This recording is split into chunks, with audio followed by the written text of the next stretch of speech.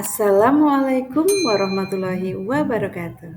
Apa kabar semuanya? Perkenalkan, nama saya Dewi Susilawati dengan NIM S0324020008. Pada kali ini saya akan membuat video untuk sebuah tugas pengembangan pembelajaran IPS PKN SD dengan dosen Profesor Dr. Trianto M. Hum.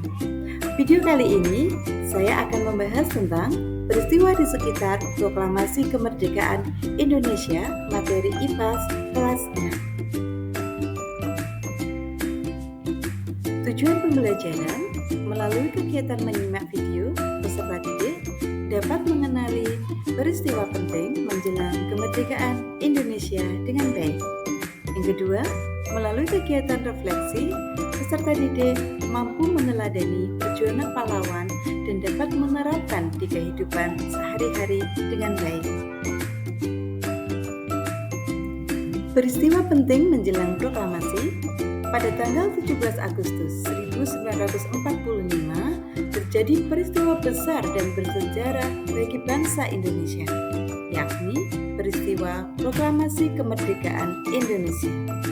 Sejak saat itu, Indonesia menyatakan merdeka dan terbebas dari para penjajah. Kejadian ini diawali kekalahan Jepang dari pasukan sekutu karena hancurnya dua kota besar di Jepang, yakni kota Hiroshima dan Nagasaki yang dibom tentara sekutu pada tanggal 6 dan 9 Agustus 1945. Peristiwa ini dijadikan kesempatan bagi bangsa Indonesia untuk segera membebaskan diri dari penjajahan Jepang karena kekosongan kekuasaan dan berharap Indonesia segera memproklamirkan kemerdekaan pada tanggal 16 Agustus 1945. Melihat kesempatan itu, pada tanggal 15 Agustus 1945, tokoh pemuda mengadakan rapat kilat. Hasilnya, kemerdekaan merupakan hak Indonesia yang tidak digantungkan kepada bangsa lain, sehingga mereka mengutus Darwis dan Wikana untuk menghadap Bung Karno dan Bung Hatta. Namun permintaan itu ditolak. Nah, peristiwa itu disebut dengan peristiwa Rengas Dengklok 16 Agustus 1945. Apakah peristiwa Rengas Dengklok itu? Yuk kita simak bersama-sama.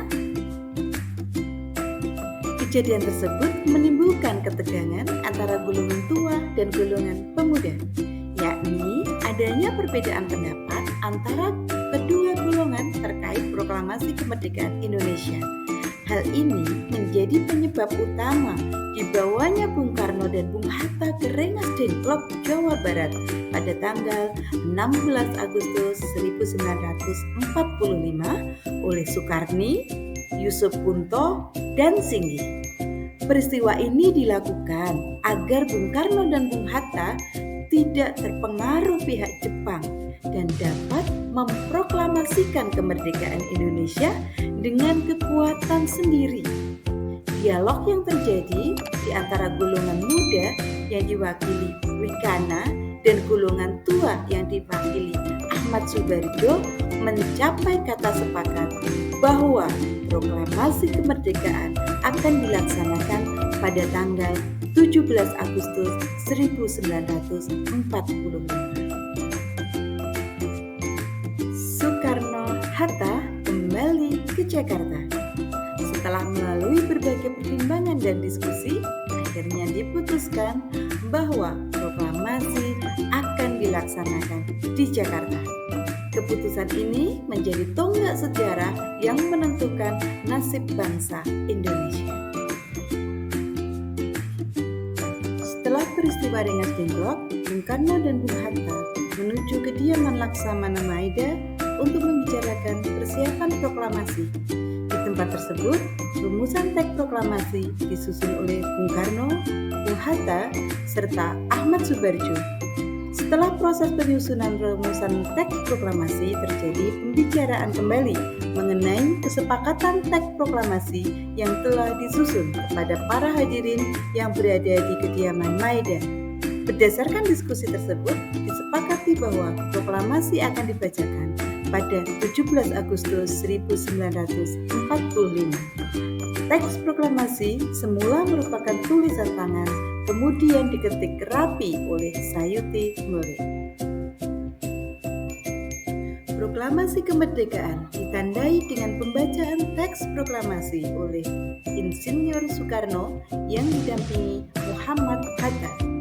Teks proklamasi dibacakan pada hari Jumat, tanggal 17 Agustus 1945 pukul 10 waktu Indonesia Barat di kediaman Ir Soekarno, Jalan Pegangsaan Timur nomor 56, Jakarta Pusat, dengan dikibarkannya bendera merah putih yang dijahit Fatmawati. Kemudian, bendera tersebut menjadi bendera pusaka Sang Saka Merah Putih dan sampai sekarang disimpan di Istana Merdeka. Pembacaan teks proklamasi oleh Soekarno. Dengan suara yang lantang dan penuh semangat, Soekarno membacakan teks proklamasi. Momen bersejarah ini menjadi tonggak awal bagi bangsa Indonesia untuk berdiri sebagai negara yang merdeka dan berdaulat.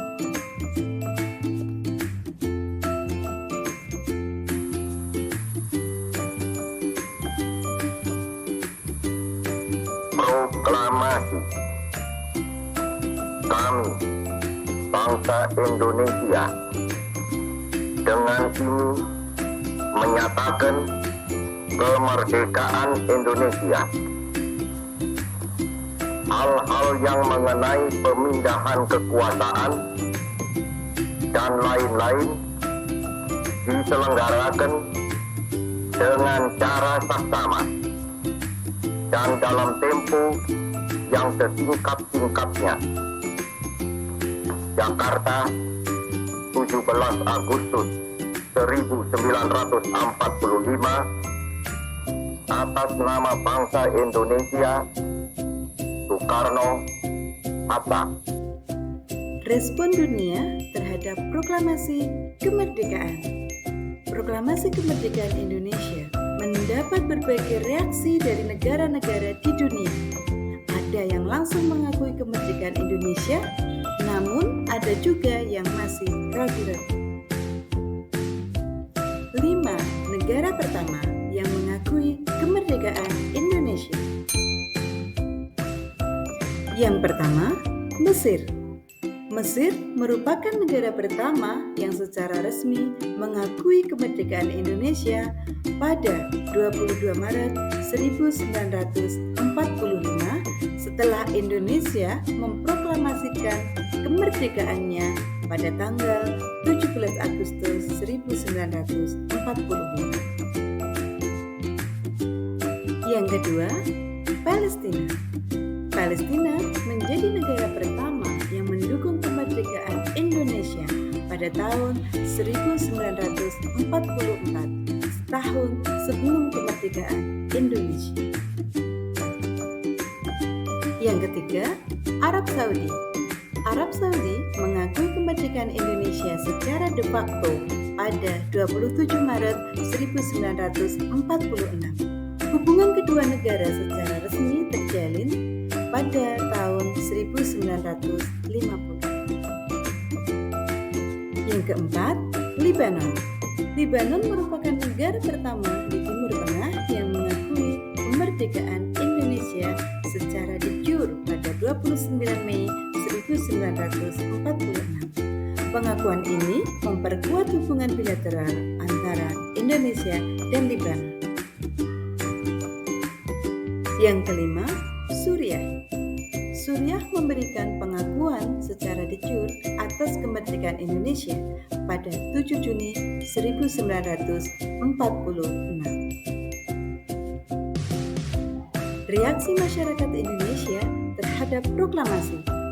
Proklamasi kemerdekaan disambut dengan sukacita oleh seluruh rakyat Indonesia. Semangat juang yang tinggi mendorong rakyat untuk mempertahankan kemerdekaan yang baru saja diraih. Waktunya kuis.